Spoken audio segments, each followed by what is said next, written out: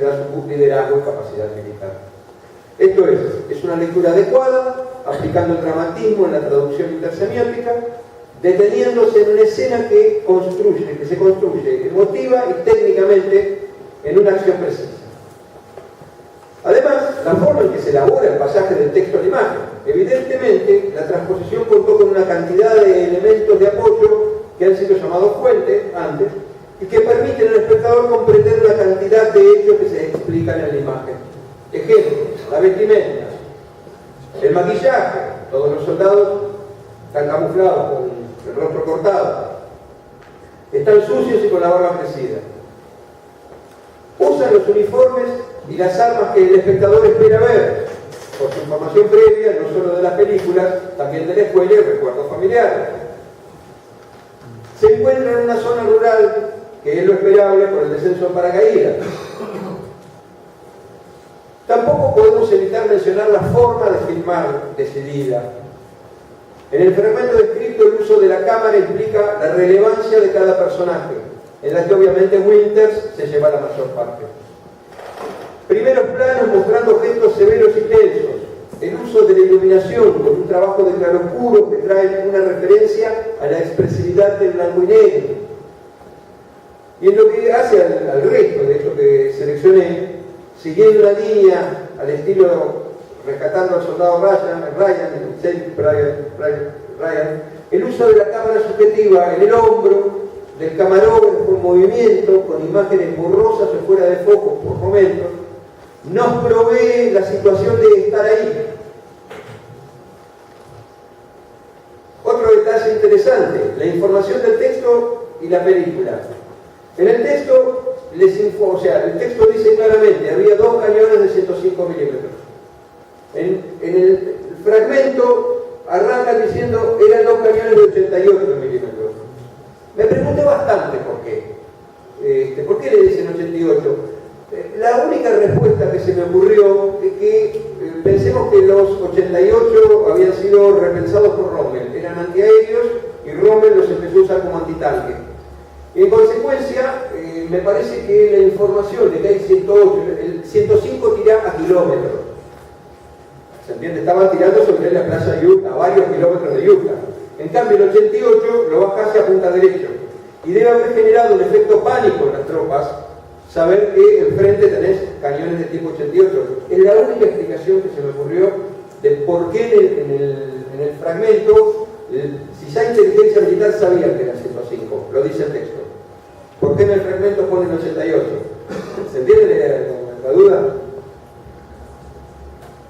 También la necesidad dramática que inventa el granero, que no está en el texto, la reunión y poner en primer plano las caras de los soldados asumiendo la tarea que era riesgosa.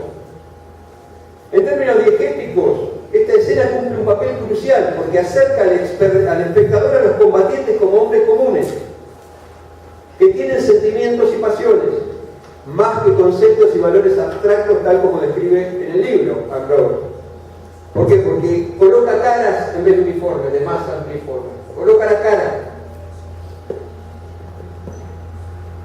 Tenemos que tener en cuenta también el vestuario pararealista, como lo describe Marcel Martin, ya que se parece más a un soldado de tormenta del desierto en Irak que a un paracaidista. Ahora, un poquito más adelante, van a ver una foto de paracaidistas verdaderos y van a ver, si guardan memoria de los uniformes, van a ver la diferencia, ¿no? Entonces entremos en el tramo final: positivismo y construcción social del sentido. Empecemos con la frase clásica que todos conocemos de Carlitos Marx: las ideas de la clase dominante son las ideas dominantes de cada época. O, dicho en otros términos, la clase que ejerce el poder material dominante en la sociedad es, al mismo tiempo, su poder espiritual dominante.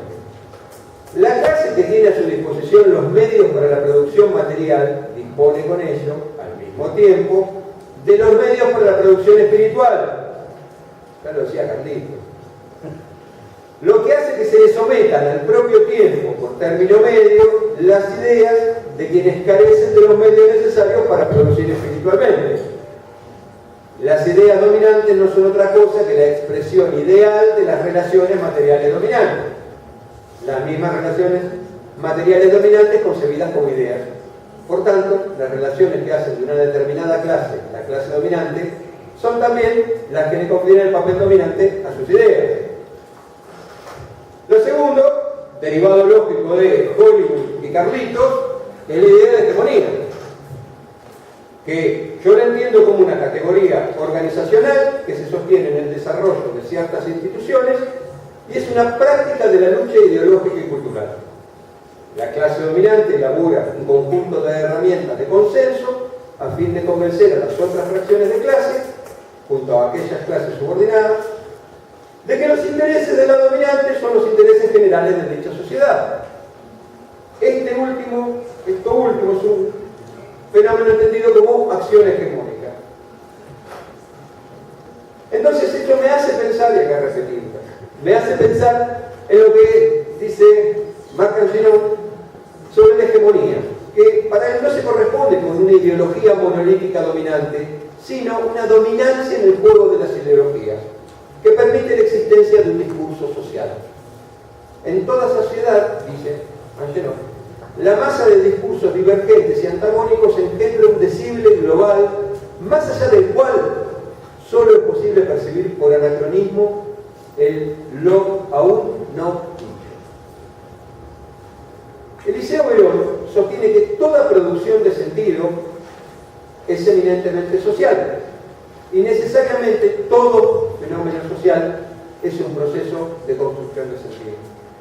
Entonces, dice Verón, solo en el nivel de la discursividad el sentido manifiesta sus determinaciones sociales y los fenómenos sociales develan su dimensión significante. En consecuencia, trabajar en el análisis de los discursos sociales permite garantizar el estudio de la construcción social de lo real. Remata Verón. Lo ideológico es el nombre del sistema de relaciones entre un conjunto significante dado y sus condiciones sociales de producción. Por ello, la noción de poder que puede tener un discurso solo puede designar los efectos de ese discurso en el interior de un tejido determinado de relaciones sociales. O sea, retengamos esta idea. Lo ideológico es el nombre del sistema de relaciones entre un conjunto significante y sus condiciones sociales de producción. Entonces, les voy a dar un nuevo ejemplo, pero tenemos que hacer un pequeño camino informativo para poder entender el significado ideológico discursivo del fragmentito. Hay un libro de Robert Kampler, que es un periodista, que entrevistó a muchos militares estadounidenses, y él asegura que, si bien el estadounidense medio del albor del nuevo milenio hallaba inspiración patriótica en los legados de la Guerra Civil y la Segunda Guerra Mundial, cuando se hizo frente y se derrotó a los males de la esclavitud y del fascismo, para muchos oficiales y suboficiales, el momento definitorio de las Fuerzas Armadas de Estados Unidos fue el combate contra los indios. O sea, ellos se sienten, su síntesis es cuando combatieron a los indios, ni contra el fascismo ni la guerra civil.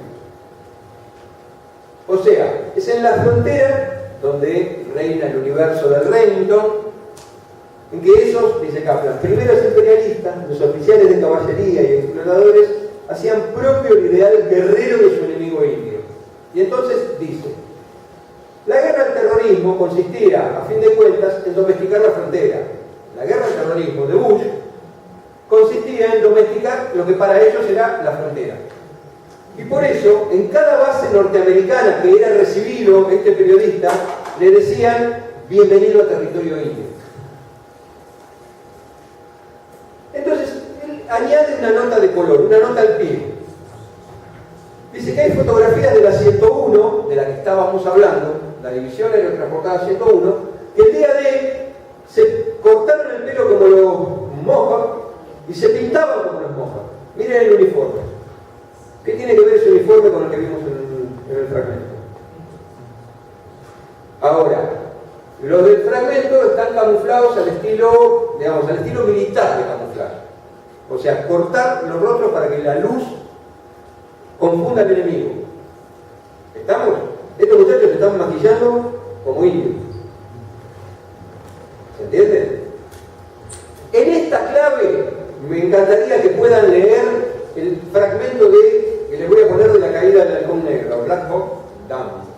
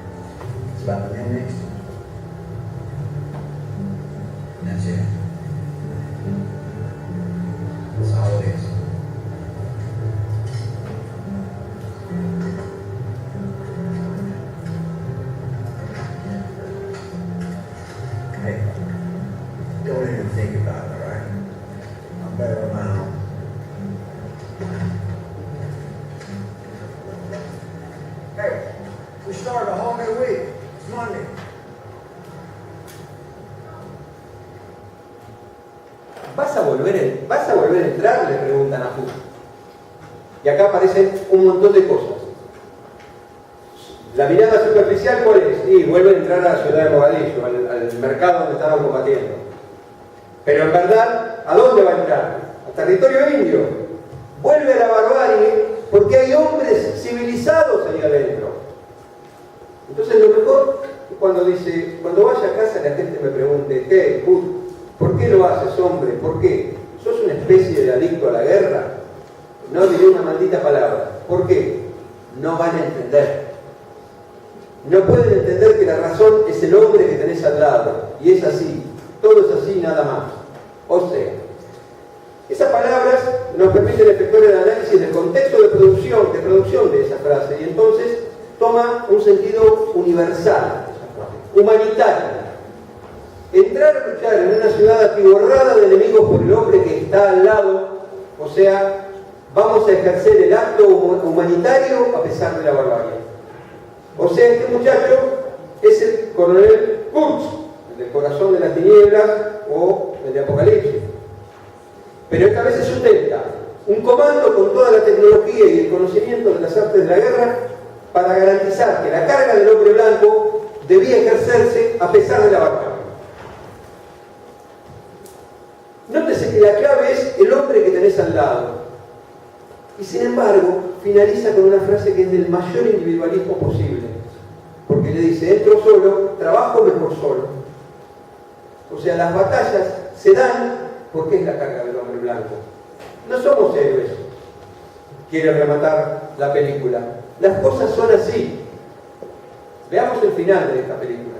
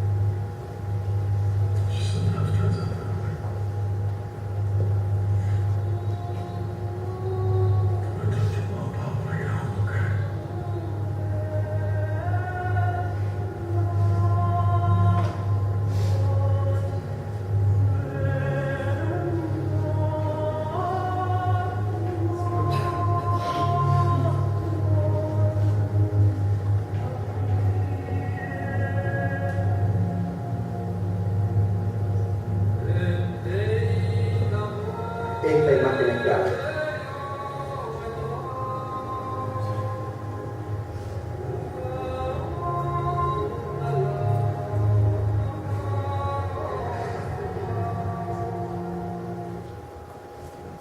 Recordemos que el accionar de Estados Unidos en Somalia fue una decisión propia, estaban por fuera del mandato de la ONU. La ONU no les había dado orden de hacer eso. O sea, desde mi punto de vista, ¿qué hicieron? La de Custer, la gran Custer, el séptimo de caballería, entramos, nos llevamos puestos a los indios y les salió mal. Pero este desastre implica que Estados Unidos retira los cascos azules de todos los lugares. Y entonces, entre otras cosas, según dijo el general Romeo Dallaire, posibilitó la masacre de Ruanda. Este acto, de alguna forma, implicó la masacre de Ruanda. Lo más interesante es la última imagen, lo que les dije que presten atención, ¿no? Cuando se cierra la compuerta del avión, oscureciendo los ataúdes de los muertos en combate. Esta es una nueva y genial resignificación, porque la imagen de los soldados muertos en ataúdes es, según la mayoría de los analistas, la causa o una de las principales causas del cambio de actitud del pueblo norteamericano en la guerra de Vietnam. Y entonces acá, con el mensaje de la muerte, o sea, el hecho de fundirlo a negro, es un mensaje de muerte, con los ataúdes, con los cajones, le está diciendo al pueblo, muchachos, somos humanitarios, carga de hombre blanco, lo que hicimos en Vietnam también. Recapitulemos, voy cerrando, ya creo que me van a pegar. El cine